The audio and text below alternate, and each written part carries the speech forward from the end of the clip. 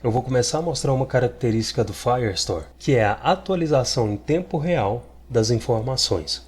Ou seja, o Firestore é um Real-Time Database, ou traduzindo, um banco de dados em tempo real. E se você ficar focado aqui comigo, daqui a pouco você vai entender exatamente o que significa ser um banco de dados em tempo real. Agora, por que eu vou mostrar isso? Até aqui, com o código que eu tenho, se eu vier no form e inserir Paradise Killer, inserir Kaizen, não confunda com Kaiser, quando eu adiciono o jogo, eu vejo no console que o jogo foi adicionado. Se eu vier aqui no banco, eu vejo que o jogo foi adicionado no banco, mas para de fato visualizar esse jogo na interface da aplicação, eu preciso atualizar a página. E é esse problema que um banco com features de atualização em tempo real resolve. E quando você usa o Firestore, geralmente é interessante que a atualização em tempo real seja a sua escolha padrão. Por quê? Na perspectiva do usuário, por exemplo, o esperado é que a UL seja atualizada rápido, sem ele ter que recarregar a página para ver o jogo que ele acabou de inserir.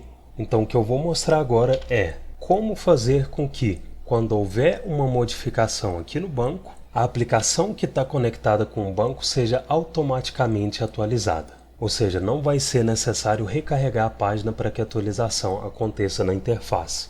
Isso significa que se você subir essa aplicação em produção para as pessoas usarem ela através de uma URL, qualquer mudança feita no banco de dados vai ser atualizada em tempo real para essas pessoas. Se a sua aplicação tem uma versão web, uma versão iOS e uma Android, se essas aplicações estiverem conectadas com esse mesmo banco de dados, as informações vão ser atualizadas automaticamente em todas essas aplicações. Como que eu faço isso acontecer? Primeira coisa que eu vou fazer é comentar esse código que está fazendo um request para o banco assim que a página é carregada, e para não esquecer, eu também já vou remover a getDocs aqui do import. Eu não vou usar esse código que eu acabei de comentar porque ele está usando a função getDocs. E a função getDocs é usada quando eu quero obter os dados do banco uma única vez. Ao invés de obter os dados só quando a aplicação é carregada, agora eu quero obter os dados toda vez que houver uma mudança no banco. E para fazer isso, ao invés de usar getDocs, eu vou setar um Real-Time Listener, que traduzindo significa escutador em tempo real.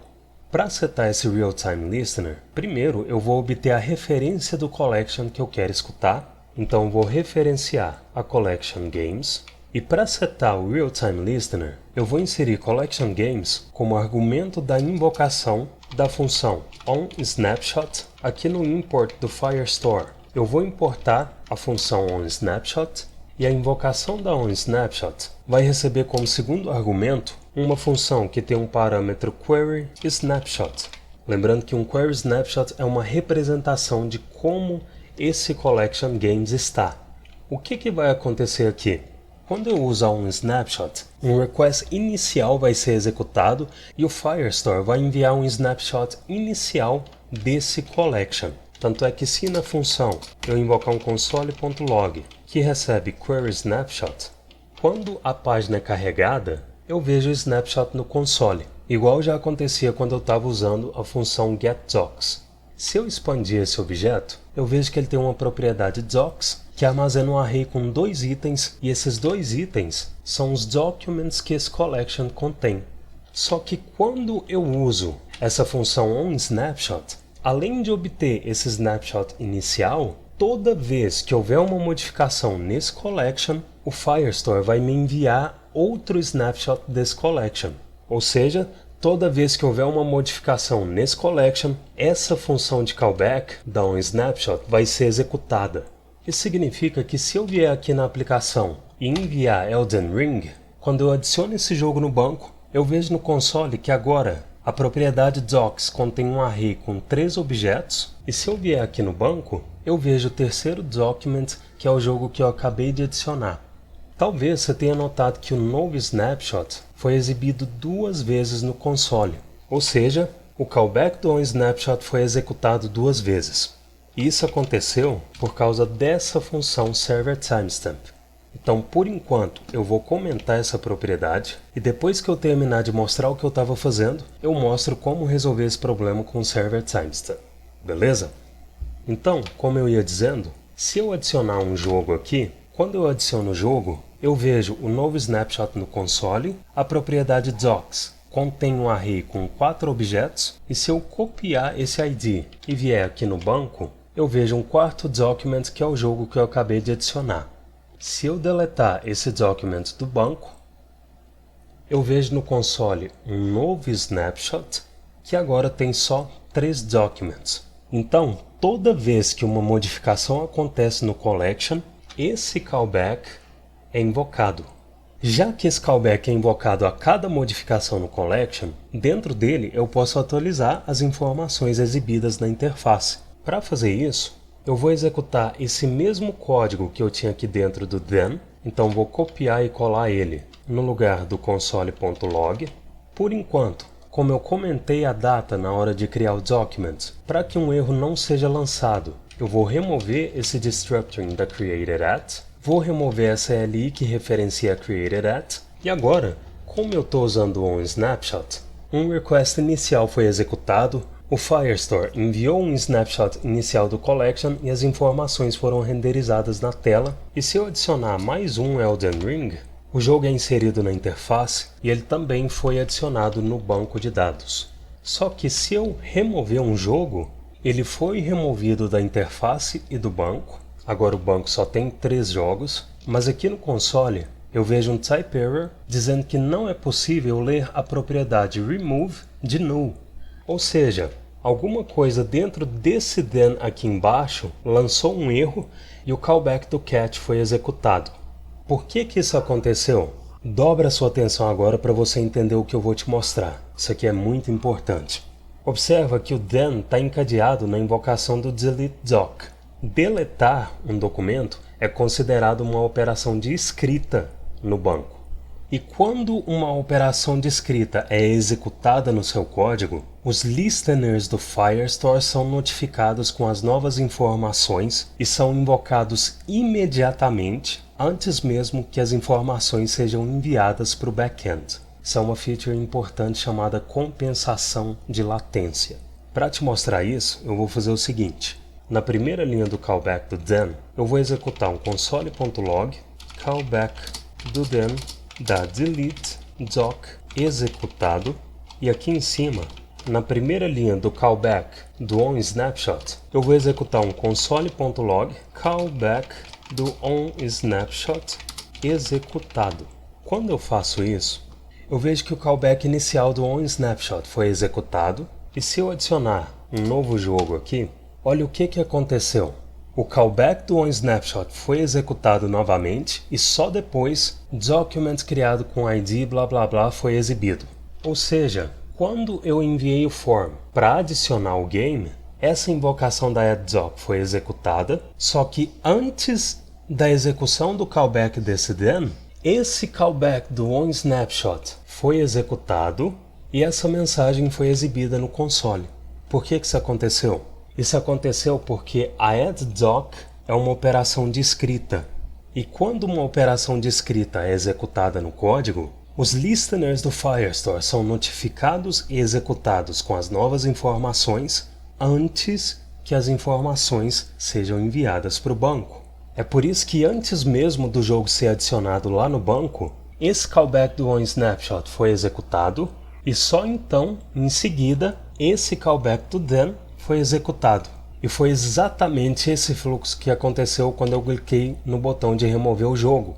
Ou seja, a delete doc foi invocada, esse callback do onSnapshot foi executado e todos os jogos foram inseridos na tela, exceto o jogo que eu removi, e como só em seguida esse callback do then da delete doc foi executado, essa const game armazenou null, porque essa expressão está tentando obter a referência da LI do jogo que eu deletei. Tanto é que se antes da invocação de GameRemove eu invocar um console.log que recebe game, e se eu copiar essa expressão e antes da invocação da deleteDoc invocar um console.log que recebe essa expressão, se eu adicionar um Elden Ring 3 aqui e deletar esse jogo, primeiro eu vejo que o console.log antes da invocação do delete exibiu a referência da LI do jogo, Quando a deleteDoc foi invocada, o callback do onSnapshot foi executado e a LI foi removida, e só então o callback do then da deleteDoc foi executado.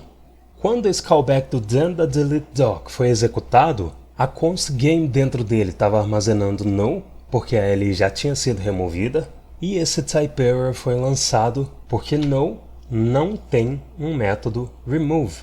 Então o que eu vou fazer aqui dentro desse then? Como o callback do onSnapshot já vai ser executado quando eu remover um jogo, essa manipulação de DOM aqui dentro desse callback é desnecessária.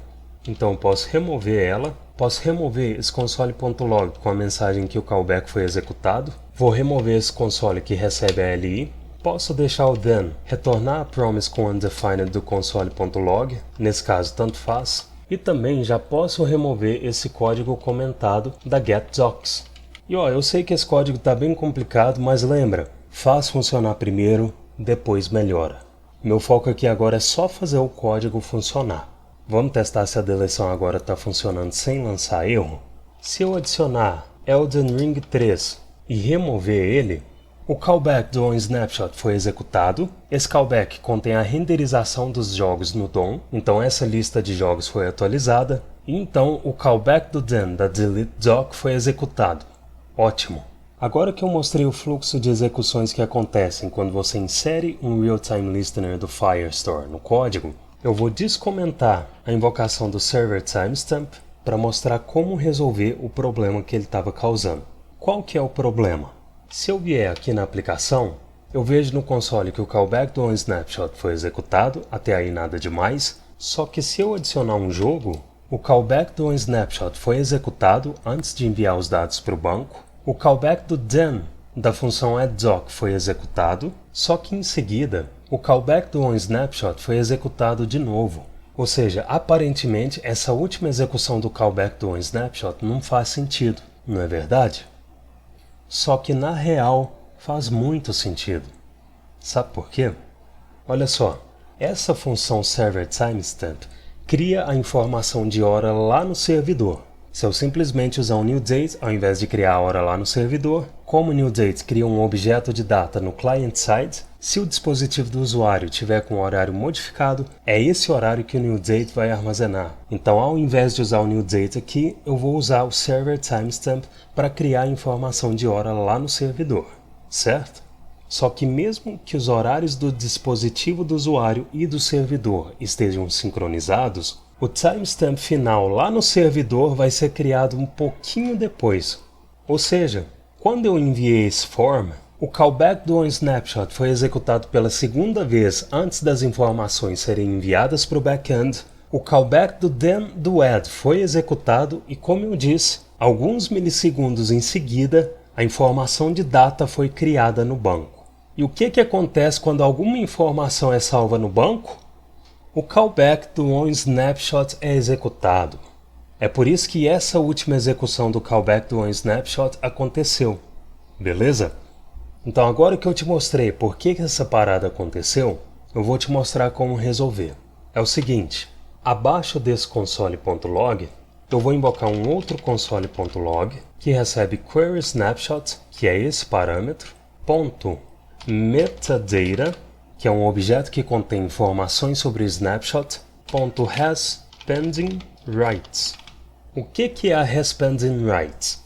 Quando eu executo aqui no meu código uma addDoc, uma updateDoc ou qualquer outra função que vai escrever no banco, eu sei que você está careca de saber, mas esse callback do onSnapshot é executado e esse parâmetro querySnapshot recebe o snapshot já com as novas informações antes mesmo delas serem escritas no banco.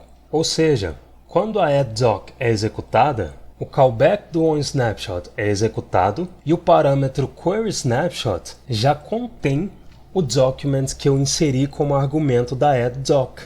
Só que como esse document vai ser escrito lá no banco daqui a alguns milissegundos, a hasPendingWrites vai armazenar true, porque como o próprio nome dela já diz, há escritas pendentes no banco, por causa da server timestamp.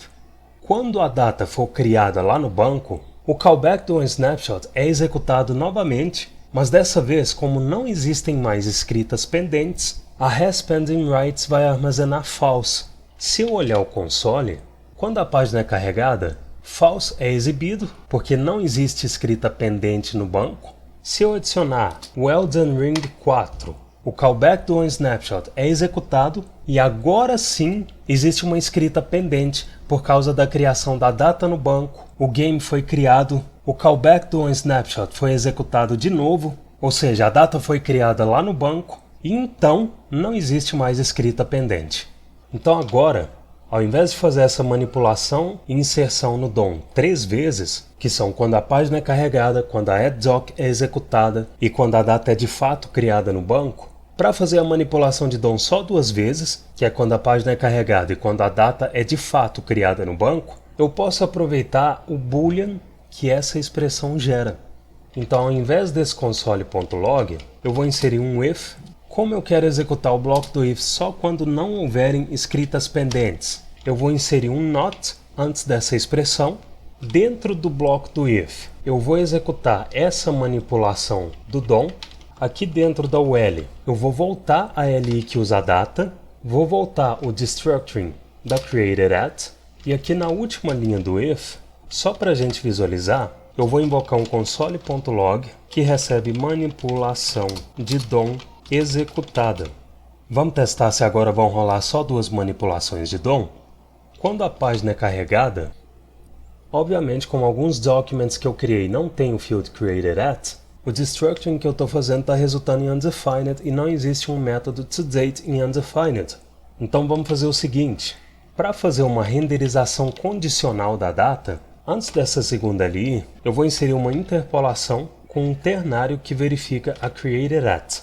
Se booleanamente falando a created@ armazena um objeto, o objeto é um valor truthy, então o retorno vai ser uma template string que contém essa LI. Se created@ armazena undefined, eu quero que o ternário retorne uma string vazia. Feito isso, quando a página é carregada, a primeira execução do callback do onSnapshot e manipulação de DOM acontecem se eu submeter o form. A segunda execução do callback do onSnapshot acontece, porque ela sempre vai acontecer quando uma ação de escrita é executada no meu código. O game é criado lá no banco. A terceira execução do callback do onSnapshot acontece, e só então a segunda manipulação de DOM é executada. Ou seja, 2 manipulações de DOM ao invés de 3. Agora, antes de encerrar essa aula, eu quero te mostrar um valor que a invocação da onSnapshot retorna. Olha só. Se eu inserir a invocação da onSnapshot como argumento de um console.log, quando ela é executada, ela retorna essa função. Por que ela retorna essa função? É o seguinte, se em determinado ponto da aplicação você não tiver mais interesse em ouvir as mudanças do banco em tempo real, você pode desatrelar o Real-Time Listener do seu código. Quando você fizer isso, o callback do onSnapshot não vai mais ser executado a cada mudança no banco. Isso é chamado de unsubscribe. Então olha só, agora que eu vi que a invocação da onSnapshot retorna a referência de uma função, ao invés de executar onSnapshot como argumento do console.log, eu vou armazenar a função que a onSnapshot retorna em uma const unsubscribe. Uma tradução de unsubscribe seria desinscrição. Ou seja, eu vou desinscrever o meu código da escuta em tempo real. E quando eu desinscrever, as informações vão voltar a serem obtidas uma só vez, do mesmo jeito de quando a getDoc estava sendo usada. Por que você pode precisar desinscrever o seu código da escuta em tempo real? Porque podem existir situações na sua aplicação em que não faz mais sentido gastar o pacote de dados do usuário com os requests em tempo real. E para mostrar um exemplo de como desinscrever, depois do form, eu vou colar uma marcação HTML com um button.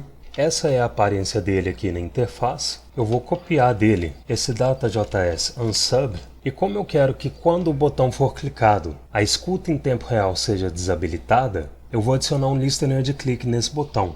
Então aqui junto das outras consts que armazenam elementos do DOM, eu vou inserir const button unsub, que recebe document.querySelector, que recebe o seletor CSS do botão, e aqui no final do código eu vou invocar buttonSub.addEventListener, que recebe click, E como o segundo argumento do addEventListener espera a declaração ou a referência de uma função, como a função que eu preciso executar está armazenada na const unsubscribe, eu vou referenciar a unsubscribe aqui. Vamos testar?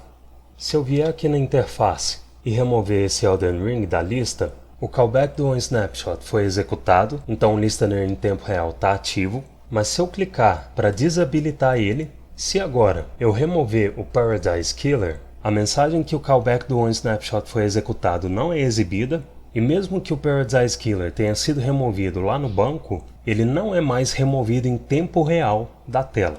Ou seja, ele só é removido da tela quando eu carrego a aplicação novamente.